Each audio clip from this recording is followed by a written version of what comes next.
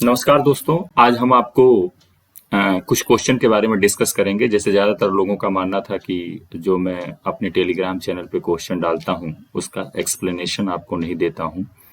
तो आज से मैंने एक नया सिस्टम शुरू किया है कि आज से मैं जो 5 क्वेश्चन आपको प्रतिदिन दिया करता हूँ टेलीग्राम चैनल पे, उसका मैं एक्सप्लेनेशन भी दे दिया करूँगा आपको।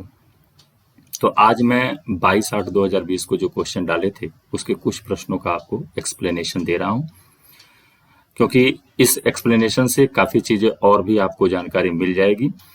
और ये हमारे चैनल पे क्वेश्चन पड़े हुए हैं टेलीग्राम चैनल पे, दीपक सर जीएस स्पेशल के नाम से। उस पर आप जाके देख सकते हैं।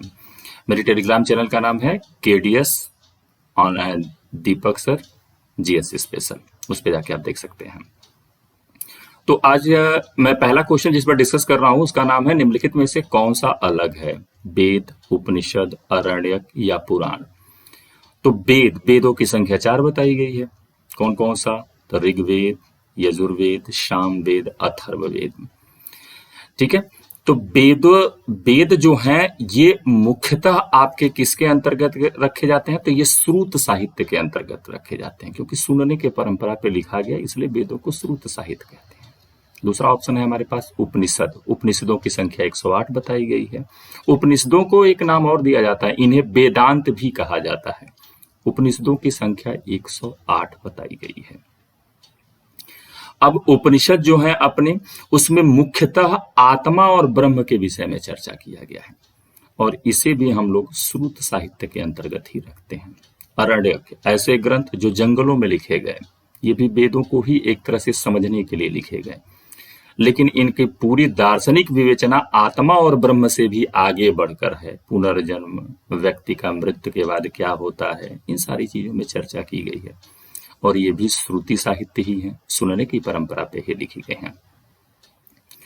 लेकिन जो पुराण है अपना, जो चौथा ऑप्शन है, यही हमारा इस प्रश्न के अकॉर्डिंग अलग हो जाएगा, क्योंकि पुराण को हम लोग श्रुत साहित्य के अंतर्गत नहीं बल्कि स्मृति साहित्य के अंतर्गत रखते हैं, क्योंकि ये स्मृति, याद के आधार पर, स्मृति यानी याद करना, इसके आधार पर लिखा गया है, इसलिए पुराण इसमें अलग हो जाएगा। हमारे पुराणों की संख्या 18, जिसे हम लोग पुराण या महापुराण कहते हैं, इसकी संख्या कुल 18 बताई गई। हमारे कुल 18 महापुराण हैं, जिसमें से सबसे प्राचीन महापुराण मत्स्य महापुराण है, जिसमें विष्णु के आपके 10 अवतारों की चर्चा की गई है। ठीक है। तो इस तरह से इस प्रश्न का हमारा उत्तर होगा पुराण। अगला प्रश्न देखते हैं। अगला प्रश्न है कि हनुमान द्वारा सीता को सांत्वना रामायण के किस कांड में दिया गया है? तो रामायण के लेखक कौन है? वेद व्यास। वेद व्यास हैं? नहीं, रामायण के लेखक वाल्मीकि को माना जाता है। वाल्मीकि ने रामायण की रचना की, और वेद व्यास ने किसके की? महाभारत की रचना की। अब इसमें कुल कितने कांड है? तो माना जाता है रामायण में कुल 7 कांड हैं, और 7 कांड में जो सुंदर कांड है उसी में आपका हनुमान द्वारा सीता को सांत्वना की बात लिखी गई है। उत्तर कांड में क्या दिया गया है? तो उत्तर कांड में यानी कि जब राम ने क्या किया, श्रीलंका को जीत लिया, उनकी अयोध्या वापसी के बाद सीता का वनवास और फिर लौ कुश का जन्म, ये उत्तर कांड के अंतर्गत आता है। अयोध्या कांड में मुख्यतः राम के युवा होने के बाद राम के राज्याभिषेक की चर्चा की गई है, और युद्ध कांड में आपका राम और रावण के युद्ध की चर्चा की गई है। तो इस तरह से इस प्रश्न का हमारा उत्तर होगा सुंदर कांड। अब अगला प्रश्न देखते हैं। अगला प्रश्न है कि भगवत गीता का उल्लेख महाभारत के किस खंड में है? तो महाभारत में कुल 18 खंड हैं, और 18 खंड कहिए या पर्व कहिए, उसमें से जो छठा पर्व है उसे हम लोग भीष्म पर्व कहते हैं या भीष्म खंड कहते हैं, और इसी में श्रीमद् भगवत गीता का उल्लेख आया है। ऐसा माना जाता है श्रीमद् भगवत गीता ही पहली बार भारतीय ग्रंथों में ऐसा पहला ग्रंथ है जिसमें अवतारवाद की चर्चा की गई है और निष्काम कर्म की बात कही गई है। तो इस तरह से हमारा इसका अर्थ उत्तर क्या हो जाएगा? सेकंड, जिसको हम लोग कहते हैं भीष्म खंड। अब इसके बाद से अगला प्रश्न हम लोग देखते हैं कि हमारा अगला प्रश्न क्या है। तो कहा गया है चातुर्वर्णी व्यवस्था या वर्ण व्यवस्था का पहली बार स्पष्ट उल्लेख किस ग्रंथ में आया है? तो यहाँ पर हम देख रहे हैं अथर्ववेद पहला ऑप्शन है हमारे पास। तो अथर्ववेद में यह कहा गया है कि यह सबसे प्राचीन ग्रंथ है, सबसे बाद में लिखा ग्रंथ है, ठीक है। लेकिन क्वेश्चन क्या है हमारा, पहली बार उल्लेख आया है, तो अथर्ववेद में उल्लेख नहीं आया है।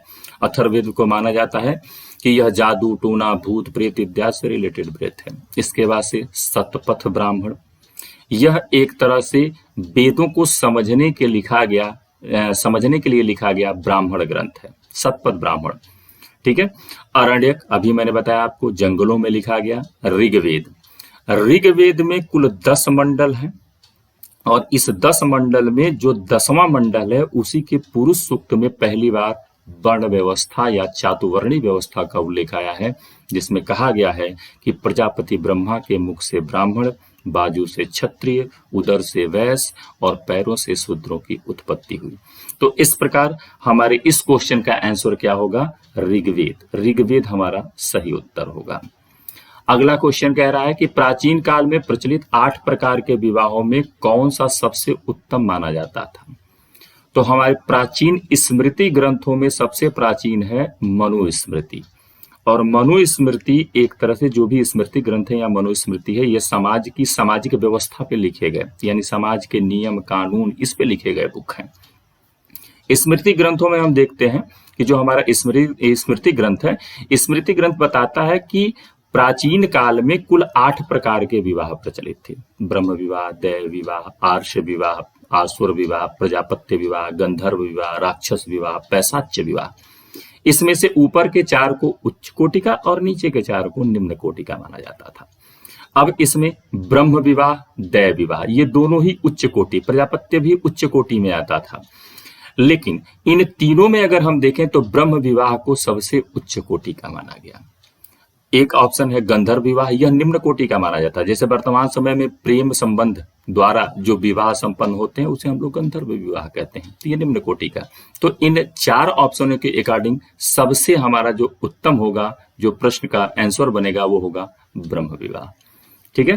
तो ये आज के